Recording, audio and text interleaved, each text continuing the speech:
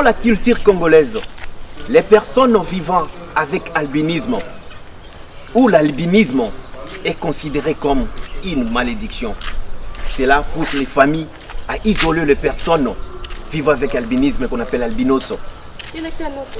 Pourtant, la Convention relative des droits des personnes handicapées, dans ses articles 27, 6 et 10, stipule le personne vivant avec handicap a droit à un travail décent pour sa survie. Mesdames, Mesdemoiselles et Messieurs, bienvenue dans votre émission Handicapés et Expertise. Cette émission qui fait la promotion de l'expertise des personnes vivant avec handicap et surtout qui pousse les handicapés à revendiquer leurs droits conformément aux lois de la République. Je sais que vous vous posez déjà des questions, mais pourquoi ces messieurs est là pour défendre les handicapés? Je suis le seul et l'unique assistant social reconnu par les institutions internationales. Je m'appelle King Sabiti. King Sabiti. Les femmes vivant avec albinisme subissent une discrimination sauvage sur tous les plans. Emploi, accessibilité. Et ce qui m'étonne de plus, elles sont discriminées même sur le plan sentimental. Le 13 juin, le monde entier a célébré la journée internationale de l'albinisme. En République démocratique du Congo, cette journée n'a pas été célébrée comme d'habitude, mais quand même il y a eu des mots d'encouragement. À cette occasion, nous avons réalisé cet documentaire qui parle de la vie de Mwimba Texas. Qu'est-ce qu'il a réalisé dans sa vie? Pourquoi il défend tant les personnes vivant avec albinisme? C'est dans ce documentaire, c'est dans l'entretien que vous allez tout découvrir. Suivons et juste le temps de se retrouver après. Je suis M. Mwimba Maké, c'est Alphonse Texas. Je connais en tant que catcheur d'abord, je suis un peu d'Afrique en catch, mais c'est vrai que je ne viens pas ici en tant que catcheur, je viens en tant que président de l'ONG des albinos, la fondation Mwimba Texas qui s'occupe de la protection, la défense, l'encadrement et l'assistance des albinos et d'autres personnes vulnérables ici en République démocratique du Congo. Je suis comblé de joie comme vous venez de m'accorder la parole. Héritage nous accompagne depuis très longtemps et c'est connu de tout le monde qu'il y a eu la résolution 6970 où les Nations Unies avaient décrété une journée internationale de sensibilisation en faveur de personnes vivant avec albinisme depuis le 18 décembre 2014. C'est en 2015 il y a eu la première édition. Donc cette année, c'est la 6e édition. Nous sommes en train de fêter notre 6e édition de la Journée internationale de personnes vivant avec albinisme. Et aussi, notre structure, l'ONG des albinos, la fondation Mwimba Texas, vient de totaliser aussi 22 ans d'existence. Donc cet événement a double impact, mais du moins, à ce qui me concerne, c'est une façon pour moi de me regarder encore davantage. Pourquoi? Parce que c'est un travail de longue haleine, un travail de titan. Et avant, les non-albinos nous regardaient avec dédain, mais du moins aujourd'hui, je peux dire merci beaucoup aux amis de la presse, parce que je l'ai toujours dit que la presse c'est le 4e pouvoir. Moi qui vous parle Mwimba Texas, je n'étais pas en contact avec la presse. Les gens ne pouvaient même pas avoir une idée que ces catcheurs albinos Texas Mwimba c'est un frère technicien, et voilà ce qu'il ne cesse de faire pour ses frères et sœurs albinos et d'autres vulnérables. Donc coup de chapeau aux amis de la presse. Et puis aussi, merci beaucoup à la population congolaise. Parce qu'avant, ils nous regardaient avec dédain, mais bon, aujourd'hui, il y a des mariages entre des albinos et des non-albinos. C'est ce qui prouve que moi qui vous parle de Mwimba Texas, je n'ai pas prêché dans le désert. Donc, en tant que le Mandela des albinos, le pionnier des albinos, le précurseur, parce qu'on ne changera jamais l'histoire. Chacun de nous fait son histoire et chacun de nous a une mission sur cette terre. Donc, moi, Mwimba Texas, Dieu a voulu que je puisse faire les catch, mais pas pour moi-même, mais pour les autres. Donc, dans la vie, c'est bien dit qu'il faut être une bénédiction pour les autres, parce que dans 2 Corinthiens, chapitre 9, verset 6 jusqu'à 11, il dit qu'il faut être une bénédiction pour les autres. Et moi, j'aime toujours partager. Quand on partage, il faut partager avec joie, pas avec contrainte. Bon, on était tous dans cet obscurantisme-là. Et alors, à un certain moment de notre histoire, j'ai commencé à entendre le nom de Mwimba Texas.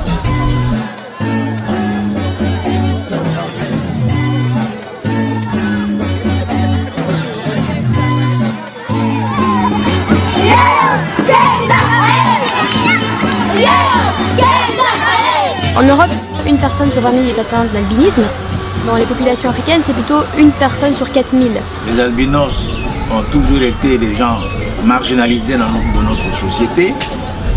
Quand on attrape un albinos et quand on fait ces incantations, ça marche à coup sûr. En tout cas, c'est ce qu'on entend. Tout cela, ce sont des fausses légendes, des légendes qui n'ont aucun fondement. Il n'y avait personne parmi nous les albinos qui a fait lever la voix. Mwimba Texas a eu l'idée de sensibiliser, de conscientiser les albinos et les non-albinos pour leur dire que les albinos sont des hommes à part entière.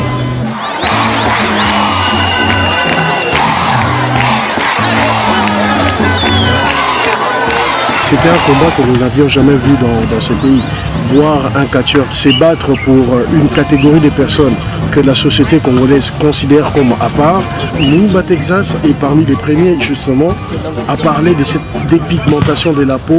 L'ONG des albinos, la Fondation Mwimba Texas, organise ce samedi 6 septembre 2014 à 9h dans la salle paroissiale de Notre-Dame de Fatima, une grande manifestation de conscientisation et de sensibilisation des albinos et non-albinos. À ce moment-là, il y avait 300 personnes et toutes sont ressorties avec un sac, avec du savon, des produits de premiers soins. Mwimba Texas s'est battu pour la cause des albinos. Si les albinos sont bien vus dans notre pays, c'est aussi grâce à lui. Dans toute révolution, on a besoin des meneurs. Ok, comme prévu, mesdames, mesdemoiselles et messieurs, nous sommes en République démocratique du Congo, Kinshasa, sa capitale. Je vous avais promis, je vous avais dit aujourd'hui, et aux Alassomo. Pourquoi je dis et aux Alassomo? Parce que nous avons un groupe de femmes vivant avec albinisme. Communément appelé albinos, mais chez vous, vous les appelez les Ndundu. Et les autres les appellent Mindel et tout consort. Voilà, aujourd'hui, avec le star qui sont devant moi ici, Torosolola, tout presque rien. Tout sauf rien concernant les personnes vivant avec albinisme. Comment est-ce que se sentent en tant qu'albinos? Est-ce que c'est facile vraiment de vivre dans la société vraiment la intégration concernant les personnes handicapées? Est-ce que s'en sortira? Aujourd'hui, Lokola, les 13 juin, c'est la journée internationale de l'albinisme. Yango et occasion et permettre les loto solo là na groupe OESA. Comme présentation, baza mannequin yaba albinos. Na Kinshasa, babenga bango mindele, musu babenga ba star tout et tout. Baza tellement célèbre. C'est pourquoi aujourd'hui avec votre émission Handicapé et Expertise, to salagi le tout, to kutana bango pe to solo là. Bazo gérer succès nini. Comment est-ce que les lots comme célèbres en tant que des personnes vivant avec albinisme, c'est aussi les handicapés parce que ce sont des personnes vivant avec l'handicap qu'on appelle albinisme. Merci beaucoup mesdames, mesdemoiselles et messieurs, chers téléspectateurs, il y a Héritage Télévision. Tozana bango awa, je crois tout bazo mona bango baza a. Maman, na sepel na moni bino bi impression nga liboso na mona ibino. Tant tozana nzela, bazo benga bino mindele. Et ça la rendre nini sentiment au centre rendre nini. Vous vous sentez discriminé ou bien et ça la bien ou bien ça la rendre nini. Bon, pour nga na loba et ça la nga bien, ça la nga bien quoi. Bien andeni. Bien de babenga nga mindele propre, mindele kitoko et ça la nga kitoko makasi. Nga ma bien. Maman yo ça la rendre. Nga pe ça la nga bien. Ça la nga bien makasi surtout bat prétendant que non on est fier et tout, na tambola fier et tout. Le monde a dans genre faire fierté quoi parce que ils a une façon de s'accepter, juste ça. Est-ce que on s'accepte vraiment facilement? Non, il a qui vraiment facilité pour nous s'accepter. OK. Maman, au centre il faut je me souviens il y a pas longtemps jour na keno kuta na bino pour la première fois na pesa bino invitation. Batondo benga ndele. Et puis mutu mwa benga oh kokana mutu tel tout et tout comme ça bandundu nyoso ba kokana. C'est que ça ba benga ndundu et ça la kondeni. Pour ngai ça la ngilote. Pour nasina mesana nga yango. Ndepe batu ba apprécier nga donc ça la nga bien makasi, bien penza pour ba osepelana pour na sa propre na kitoko. Donc ça la nga bien. Question nanga ya libosé zavo. Les personnes vivant avec handicap, surtout albinos, apparemment vous allez discriminer dans makambo ebele. La plupart des femmes albinos au monara des personnes en Haïti, oh tout ça en Haïti. Et puis batu mususu otenga na kolia jamais biloko o ndundu alambi. Bo permettre ngande na to benga ndundu. C'est ce que ndundu alambi jamais na kolia biloko anate. Si to fandi moitié na mutu comme mutu comme kima tout et tout comme ça là. Parce que réaction na yo ezala ndenge nini tamu bato basa makambo bongo. Bon, pour ngai réaction ngai tant ezalaki na kala en tout cas bando ça passe. Et bando ça passe parce que na mesane na mon onti. Na koma somme ta sadelo rabongo. Sur place na supporter mettons na zonga na ndako mona na bando raisonner nde mutanga bande ko sala en tout cas bando déranger na makasi. Na bande ko se poser ba question belé. Mais lelo oyo tant on est cause conscience non na mitai penza bien abi non c'est pas grave naza kitoko naza propre donc pour ngai je na ngate kutu ngai so naza mutasali bongo en tout cas na monoro ngai papa journaliste na lobarne pe ngai ah papa soit maman au moins so ningo vivre no bien na Congo na biso oh somba voiture so sombi voiture ozala yo moko à l'aise pour chauffeur non ya kazuyo mais tant que to mata ba taxi papa na ngai mama ozala no na obligé à remona bandundu ba aveugle ba koka donc il supportera bilora bongo na loba na bien est-ce que question moi on poser tant aux na école primaire au côté na classe au moni ba tout baza noir mais yo mo ndundu mundele et nous allons dans la récréation baninga na classe est-ce que on peut accepter facilement ou bien yo peut on accepter on là ou bien on sala nini en tout cas ils ont vraiment facilité parce que là que moi mis 26 ans na coin na ngai tantôt naza timide pour à peine kolibon un peu timide moi mis 26 ans na coin na nga mawa donc jusqu'à ce que moi encore approcher nga quoi ndiminga ndi nazaleli juste ça mais on est là quand même. Oui, et ben quoi arriver pour moi la Léli. On a se posé ma question nini bon est-ce que nous a nini bon et pour nous question nous a nini question principale on doit se poser chaque jour.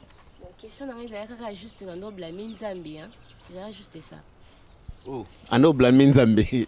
Chers téléspectateurs, à blâmer Nzambi pour abotama albinos. Maman, on a posé question. Est-ce que en tant que jeune nos jeunes mibali balingako quand même nanzela parce que tant mibali balingako alingako en tant que na lingio en tant que un être humain ou bien na lingi ndundu to na lingi eloko moita spécial ou bien na lingi nini est-ce que bo vivre neni na bolingo ko vivre eza ba misusu ko kutuya mibali tokutana baba za ya ndenge na koluba mususu olingo pena bolingo ke ndenga moni yo apprécier ke wa propre wa kitoko apprécier mais là mususu pe aoya na moi na ko banini aoya na moi donc profit mo boy peut-être ayo kama lisolo mo pas muninga na epe ke alinga ndundu donc a découvrir mo eloko mo pa ndundu yé pa yé donc aluka pe à découvrir que pas ndundu est-ce que ndundu pe ande zana eloko boye eloko ayo pa muninga bete lisolo aya ko découvrir est-ce que za la penda ndenge nini yepe amona live donc ayoki na mato ya muninga yepe alingi aya amona live mais azane na bolingo te allez na bolingo na ote ayeka rapport à découvrir moi eloko mo pa na yo. Chers téléspectateurs, il y a Héritage Télévision nde bazana bazaba mannequin aujourd'hui bazaba invité na ngai parce que bazaba mannequin oyo na ville Kinshasa baza tellement célèbre partout balikaka donc partout balikaka comme embouteillage bangwana tout et tout comme ça là pour la première fois na kutana na bango pour la première fois izaka na manifestation oyo ngai nazalaki na assistera na manifestation na bandoko défilé bon et comme ça ngani na bon quelle beauté oyo babimisa jourana lelo et permettre le 13 et zaki journée internationale de albinisme et permettre biso pe lelo to solo na bango idée nini oyo komela ibino beaucoup ma mannequin pour moto mona ba mannequin ça moi genre tout et tout comme ça là et puis bino to beaucoup ma mannequin pour ça ba mannequin ya balbinos et ça discrimination te bino kaka donc mannequin ya bino kaka balbinos et lo nini idée nini et puis ça bino bo créer groupe ana tout et tout et ba aide nini bozwaka to ba encouragement nini bozwaka par rapport à ya ninge bo koma ba mannequin et puis bozo représenter quand même la ville de Kinshasa et aussi la République démocratique du Congo sur le plan artistique et ça la idée nini ou ça la bokoma bongo bon idée yango tozwaka yango na oyeba tozana manifestation mona Fatima tant toye manifestation na ndeko moko conseiller ya fondation conseiller fiston dès to sanga to moni non discrimination eza mwa mingi mais ce totali na ba albinos tomoni presque batala ebele ezali. Alors il faut tout ça les locaux pour tout faire vivre batuke albinos aza pe na capacité ya kosala nyonso aza na makoki ya kosala nyonso albinos akobala albinos akozala musicien albinos akozala joueur albinos akozala mannequin donc tant raisonna qui est loko wana ndeto baki non même si tu as un handicap mais il faut tout l'accepter na bandeko ke malgré comment dirais-je un handicap na biso mais na kati ya handicap wana eza pe na biloko bokoki pe ko bénéficier nango nde tozaki ide wana tozaki 3 personnes ngai na ndeko moko ya mobali fiston et puis na ndeko moko patience nde tozaki ide wana ya ko créer yango to présentaki yango bato nyonso baseptaki na ndenge ko salaki to créer moi partie ya mannequinat wana ko mutu nini o apesa bino acha bino poids apesa bino makasi ya aider bino bon parce que ba manifestation nga na participa o bino bo défila ezala ba manifestation va venir te donc manifestation pena minene bo sala nenge nini pona ko ba contact ya bongo. Bon en tout cas mutu yo acha biso poids balobi bolamo ya mutu il faut rondimaka yango bolamo pour la rater mutacha biso pour encourager biso parce que biso moko tokoroza idée wana mais toroye baté par exemple ou commencer to de cela plutôt côté là en tout cas c'est grâce à président Mouimba Texas donc pesi mbote place aux ali grâce à président na biso wana nde omonaki asalaki que le loto comme célèbre boazaki ba contact ameke ko kota par-ci par-là nandenge pe marambango simbaki na lepe le loto zo avancer tozo kende partout dans le monde donc tozo épaté makasi. Maman omi elo non c'est pas non et pas non vous êtes tellement calme et puis vous en fier vous avez exactement que vous avez mannequin elo ko nini yo zo contact ndeni okutana na bango malamu okomi mannequin et puis nous on a bossala pe ba formation ebele et tout na participer pe na ba formation ana donc on dit mara nini et puis tant on dit mara comme mannequin on ne monte que tant comme mannequin tu vas t'exposer tout et tout on monte que ça exposition aux autres s'exposer devant batu ba yo aux andundu tout et tout on no banga te que ba osekanga ils ont vraiment facilité parce que pour nous comme vraiment mannequin ils ont la facilité ma soeur il est pas à la agence à mannequinat et il m'intéresse et puis il y a Lida abanda ko bisanga chaque fois que non on a la taille bien fait na défilé et tout mais non des côtés vraiment à cœur vu que non des côtés vendre tel propreté plutôt on a vendu non je dois m'accepter et tout finalement c'est pas nuire na qui quoi intégrer groupe o comment la mbongo ebele malgré zo baté s'il vous plaît chers téléspectateurs azana mbongo mais malgré c'est une personne vivant avec un handicap mais vraiment elle s'en sort bien parce que expertise nae à la kisango na monde entier avant de continuer na maman za a liboso na biso t'invite de suivre moi défilé de mode muke o to réaliser na bango oyo nga na participer na mona pe ndenge basali après on se retrouve juste après merci beaucoup. Mesdames et messieurs, je suis Ali Dakamba, la cheftaine de mannequin. The club isn't the best place to find a lover, so the bar is where I go. Me and my friends at the table doing shots, tripping fast and then we talk slow. And you come over and start up a conversation with just me, and trust me, I'll give it a chance. Now take my hand, stop it, and the man on the jukebox, and then we start to dance. And now I'm singing like, girl, you know I want your love. Your love was handmade for somebody like me. Come on now, follow my lead. I may be crazy, don't mind me. Say, boy, let's not talk too much. Grab on my waist and put that body on me. Come on now, follow my lead. Come on now, follow my lead. I'm in love with the shape of you. We push and pull like a magnet do. Although my heart is falling too. I'm in love with your body. And last night you were in my room. And now my bedsheets smell like you. Every day discovering something brand new. Well, I'm in love with your body. Ok, nous sommes de retour en République démocratique du Congo, Kinshasa, sa capitale. Tolanda, défilé des modes. Façon de bazo défilé, bolandi beauté, bolandi expertise, oh bango bazo bimisa na nzoto.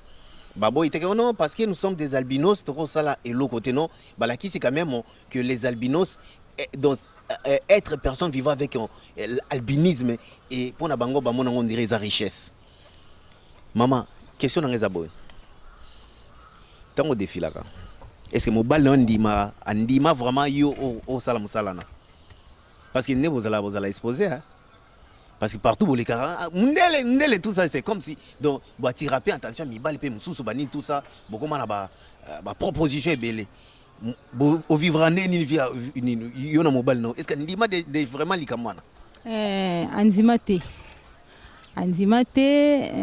za moi pas si mais na mekara ko convaincre hein azaki ko loba kaka ke monte ke eza lokwa ozo ko se exposer nzoto na ome na mekaka ko yebisenga bi eza pe malamu bona ngamoko peut-être eko fungola ngai ba porte mususu kande na défilé wana eza te kaka ke naza ko défilé bo po mbali mususu mona te ka ngamo kana za ko sa tuke na convaincre ezaki moi pas si mais malembe car na zaki oyebise kaka eza pe pona bolamu na ngai lelo pe même susu moi ti omoko ekomona na sima wana na bimi na ngai libanda mboka donc ezaki moi passe. À part ça, je crois chers téléspectateurs, il y a Héritage Télévision. C'est vrai, baza ba maneke eza structure na bango o bango baza évoluer. Mais quand même ba outi quelque part. Malgré ba lobe ngote, baza bana ya Mwimba Texas. Mwimba Texas o mtuto ayebi. Mwimba Texas oyo donc c'est-à-dire aza kutu mutu ko présenter les sous-soutés. Maman Alida. Est-ce que relation nini bozana ngona Mwimba Texas? Bon kima Mwimba Texas ou bien vous êtes toujours na Mwimba Texas ou bien bon ça la rébellion bon monique non veut azolia trop biso tozo se retrouver ezanine. Merci de co-journaliste. Mwimba Texas c'est notre président. On a payé sur un bout sur les mandatés. Tu as bien que les mandatés à Bandundu. Donc il m'a banda ma solo peine à Bandundu n'amboka au pôle lelo. Batubandi ma biso mobile pas ya lobelo moi je t'aime. Donc c'est grâce à notre président. En tout cas, Toki m'a été, on est toujours ensemble. Mais sauf que mon appelle ce qui a bandi cola, assez appelé moi libertinage. Non papa ça besoin fungwe ngamo compagnie mo ngamo na jiraka.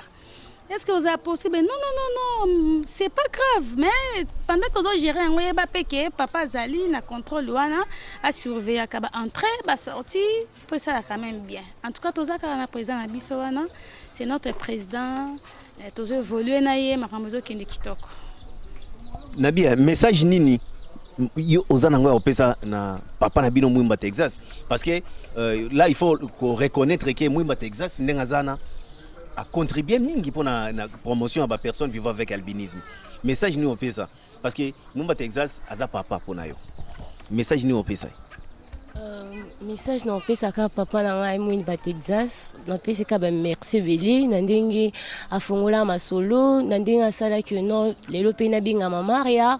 En plus, c'est merci Béli parce que so pe lelo na komi pe otanga ma et tout ban bal platambol pe ba obi la nzila c'est grâce à lui azaki toujours là pour réconforter ngai na ba période difficile tant on a mis yebeti nani nazali azaki toujours là pour na ko rappeler en tout cas na pesi ba merci Béli. Maman difficulté nini oyo beaucoup dans la société mais malgré vous êtes accepté personne vivant avec albinisme mais quand même vous rencontrez quand même des difficultés ni beaucoup dans la difficulté zali mingi ba place à musala to ko la tangi na yebele OK luka musala moi do ba humiliation mo bo na niveau musala ba hotela ko ba bi ndundu to tie wapi donc ba boaki mupanzi. Donc il y a des difficultés, il y a moins de temps vraiment. Par rapport à la difficulté, bino bosala ka nini? Faut bunda quand même. Bino bosala ka nini pour discrimination na ici là.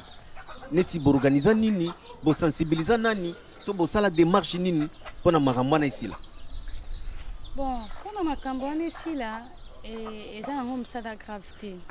Malgré bako rejeté yo, mais il faut osala l'effort ozwa mutu na yo otiango en marche parce que na ba société nyonso na nzimi te ke bakozwa mutu mo batanga te to aza na bacapacité mo bamoke ntango bakodécouvrir yo ke mutu na yo eza plein ata lelo baboyi na nzimi te ke lobi kuna baboya non na nzimi te. Mais ce bolobi difficulté ça musala baboya ka tout et tout comme ça, mais moi je connais na ebi ba albino c'est belé mibali baza ba journaliste na ebi ba mibali belé oyo baza oyo bazo sala makamambinane na mboka oyo je connais na Brazzaville na Congo na République ya Congo ya Brazzaville ministre ya disons ministre porte-parole ya gouvernement aza albinos. Bon bastrictir souci na ngeza nini est-ce que bozo bunda pour bozo pena liberté na et puis l'état paie sabino pena valeur na parce que la convention relative aux droits des personnes handicapées ezolobela ba makamunyo swana est-ce que bo participer à la formation et à droits de l'homme ou bien bo sala nini au JT pour na ba personne vivant avec albinisme. Premièrement d'abord il faut nanu yo moko non en soi ou s'accepter. Donc juste ça, ou s'accepter que non, on a albinos, et puis une femme albinos, qui jamais couvert dans la cangabou, alors qu'on a un albinos, n'a bien un loté, tout bas on dit malabon, on a un cangabou, non, tu dois t'accepter et pour l'épanouissement d'ailleurs. Est-ce que difficulté ou beaucoup de gens? Est-ce que au cas déjà musala, maman, déjà au son bimab maintenant on a vu bon les lots n'a qu'elle comme ça là. Oui, c'est ça déjà. Aux angopé. Nazo ngote. Kwa ni ozo ngote? Nazo ngote premièrement moni mboka na biso ndenge ezotambola tozino na pas ba discrimination to tia pas même mboka biso ndenge ezotambola mboka etambola na branchement. Oro kende e pas imorote car yo moka lokaso de kebe kotika mbama non. Il faut za na sima ya mutu. Donc contacter mutu ndo kutenso na mutu tel pose un moyen ba recevoir ba dossier non rapidement. Parce que message nini au pesa na bakonzi surtout na maman Irène ministre chargé à la personne handicapée au pesa message nini parce que ba discrimination au bino besoin vivre ça tellement ébélé au tozana na tante rolobelango a message nini maman yo ko pesa na maman Irène en tant que d'abord azapé une femme comme bino message ni au pesa et puis c'est une personne vivant aussi avec handicap. Message nous au pesa. Ngana ko pesa ka message na maman vraiment a bosa na bisote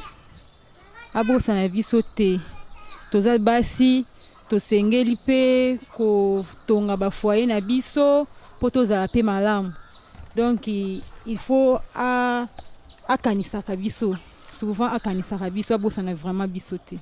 Maman message na yo oyo okoki ko pesa na ba personne vivant avec handicap particulièrement bandundu oyo baza isolé na bandako bazo banga kuto bima libanda pour ça bimi libanda mukia pa akoza cancer message ni européen ça bandundu bazo vivre na désespoir message na yo message no pesa bandundu bavandi na ndako baza komikanga ezaka que ndeko kovanda na ndako to kasa te ndeko vai na ndako wana okoma mwindo po otira nkandundu to sali ndeni les choses ezaka que o s'accepter omi mona exacte que aux albinos c'est tout omi mona inutile à la société non c'est pas ça faut s'épanouir faut s'accepter pour ça lobby mutu kovanda na ndako eza solution te. Il y a pas longtemps nakena otika président Mwimba Texas na ba Congo tokenda okunda albinos mo akufara na cancer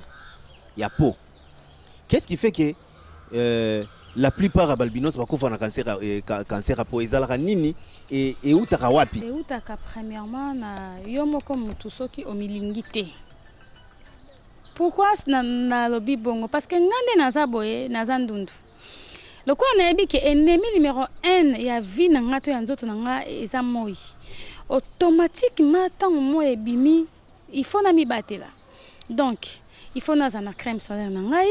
Soki naza na crème te parce que biso no so nzambe apesi biso la possibilité de morote. Et puis so rotani na ba albinos en tout cas sur 100% 20 ndeka bakoroza donc baza à moins bon 80 ce sont des pauvres. donc baposibilité eza ndenge moko te soki omoni ke nakokoka kosomba crème te za na parasoleil olingi obima zwa chemise na oyo ya marche long lata nde bomoni ngai boye mokolo moko te papa journaliste oyambanga na émission no otika omonanga na marche koti ndeko na biso mari aza na marche long na ye ase sentir mwa molunge nomona tiango quelque part donc biso nyonso totambolaka boye lokola nga mona bike nzoto na ngai nayebi baavantage nango epuis na badesavantage ntango na se protéger te rayon soleil wana pardon ntango ekobetanga na nzoto na pokwa eosenga na sokola soki na sokoli mwa mai malili wana ekotinga na nzoto ekopanza makila wana ntango natamboli na moi na ye na sokoli te na kati kuna esali couche ekangami lobi nazongeli même exercice ekangami nde omona na kati esalaka mwa bamai mai wana nde esalaka epasuka ebimisa pota epuis yango ebando provoke yo malembe ti ekokoma cancer na mpona kozwa neti bacrème po parce que bacrème ya nini ya balbinos eza tellement cher bozwaka ngo ndenge nini parce que la plupart ya bapersone vivant avec albinisme la plupart bavivre en air na pauvreté bozwaka ngo ndenge nini ya des ONG oyo bapesaka bino to bokenda kosomba to epuis bosombaka ngo wapi mpona bacrème misusu tozwaka na ONG na fondation Mwimba Texas misusu mpe oyo baza bapossibilité na bango basombaka na ndenge na bango na basupermarché bateka yango partout ma ezala ndi cher. Maman, question na ngeza boye yo se protégera ndenge nini est-ce que ezaka crème à pamba pourtant ondo ya toza en plein moya na mona ibino bozali na nini na parasoleil te o se protéger ndenge nini contre moi parce que apparemment albino ça za ennemi ya nini ya moi parce que ozo se protéger ndenge nini et puis message nini opesa na albino mosusu oyo omone en plein moi na wenza zoteka le message ni opesa ngai na se protégeaka mingi na tablo maboko milai nanda kukutu basi bayebanga alingana ba biloko maboko mikuse te na sali la fantaisie te donc na otala nzoto na ngefona batela ngo po soki mabe yenga nde na souffrir na zala na pakoli crème solaire na bien nzoto mobimba atana na parasol te ma parasoleil te mais na yebike na pakoli nini crème solaire na nzoto mobimba na otambola na l'aise soki na yebike na pakola crème solaire te na kobima na parasoleil na ngai na bosa na kango te wana kutu donc obligatoire na bosa na ngo te ata na mateki na mutuka ndenge nini na bosa na ngo te conseil na kopesa na bandeko ba albinoso bazolandanga en tout cas toyeba komi protéger po mutu alinga il faut yo moko na omilinga na nzoto nao baba mitika ka nzoto na moi en tout cas basala ngo te po ennemi na biso numéro 1 ezana moi ezana moi tango totika nzoto na moi bongo ezobeta moi chaque jour beta nzoto cancer eza musika te na yo eza kaka nzinga lobi okolelebele. Mama Alida, conseil nini oyo ozanango to message nini oyo kopesa na ba donateur bato basalisaka bato otomona bato ebele basala ba ONG comment neti eloko mo ya olela sima ya bandicapé ba bandicapé ba comme on dirait moi marchandise na bango a créé moi projet na ye après projet qui va financer projet et pas handicapé après si albinos $10 il a se retrouver dans mbongo ebele mais message nous on peut ça bateau au bazana idée à aider bino et surtout sur le plan culturel aussi parce que chers téléspectateurs Ali Azapé chanteuse parce que Azapé na groupe il y a un groupe musical il y a albinos oyo aza leader na bango message nous on peut ça bateau bazana pour ça moi ko aider et puis ceux qui numéro pèse aller ko pèse pe malamoko parce que tout le monde qui est vers souka émission na biso en tout cas message nanga ezaka kana bande ko nyonso en tout cas nzambe penza apesa bino mitema malamu ya kosunga bandeko oyo moni ke yo tutisami osunga bango kosala yango te po okomisa bango ba marchandise na yo mais sala yango na motema na mobimba nzambe awozanga te kopambola yo vraiment donc numéro ya téléphone na biso ezali soko lingo zwa biso toza na activité belé tosalaka soko lingi musique mannequinat tout donc so lingo zwa biso obenga na 089 71 50 925 089 71 950 et puis 925. Wana nde soko bengi oroza biso puis na ba programme mususu oroza nango pour ça. OK maman, message nini oza nango na ya ba jeune fille. Ya ba valide na ya balbinos na ba oyo bazana posa ya ko rejoindre ba comme appelé ba mannequin. Critère nini oyo ko pesa bango po bazala pe ba mannequin neti yo. Souboza pour ça ko rejoindre biso, ko intégrer groupe. Ils ont un problème ti groupe et salami non pour na monsonnion so biso toza sans discrimination. Donc la porte est ouverte. Maman message na yo. Est-ce que vous avez un message à repesa Mokili Mobimba? To directement il y a président de la République. Parce que à l'obaki ba personne handicapée a repesa bango valeur. Message ni repesa. Un message na repesa kaka pona batu nyoso ba Holanda ngai partout le monde entier. Vraiment ba bazana bandeko na bango pe baza balbinos. En tout cas bo simba bango malamu, bo laksa bango bolingo, bo laksa bango lolenge nini basengeli ko se protéger. Pe message na ngai na ko lancer lisusu na président de la République yo azolanda biso. En tout cas atika biso te to na besoin de soutien na ye. To na vraiment to na besoin de soutien na makasi pour esa la biso tozala. Maman Lida, namona yo na Eve Bazaiba, maman Eve Bazaiba, député. Namona ba photo oyo bokangana maman Eve Bazaiba. Maman Eve Bazaiba ye muto sala loi Bazaiba babengaka disons loi pour la protection à personnes handicapées ye muto sala ngo. Message ni européen sa maman Eve Bazaiba en tant que femme. Et puis ils appellent ko célébrer le 13 juin la journée internationale il y a albinisme. Message ni européen sa maman. En tout cas maman, message nanga liboso na repesa yo ezali continuer na musala na ozo sala. Na yebi ke ozaramte amala makasi donc mutema wana nzamba pesa yo na ba initiative wana ozana ngo wana na rosepela eko balisusu et osala vraiment bien makasi. Merci beaucoup. Ndenge boyambaki bo ndimaki koyamba invitation na biso et puis bo répondre quand même na invitation na biso. Ndenge bo pesi biso honneur. Il y a une émission handicapé et expertise. Je crois que vous allez mbala soukate trokuta na lisusu poto solo la lisusu concernant les personnes vivant avec albinisme, surtout les femmes albinos. Merci beaucoup. Moi, est-ce que moi, salam ezali moi saluer moi quelques mutu ezali. Mbote na ngali boso nazo pesa na les champions, les mandatés, hein? Mwimba Texas, donc na peso bambote belé papa, merci beaucoup parce que pour ndeto za la boye donc yonde makambo.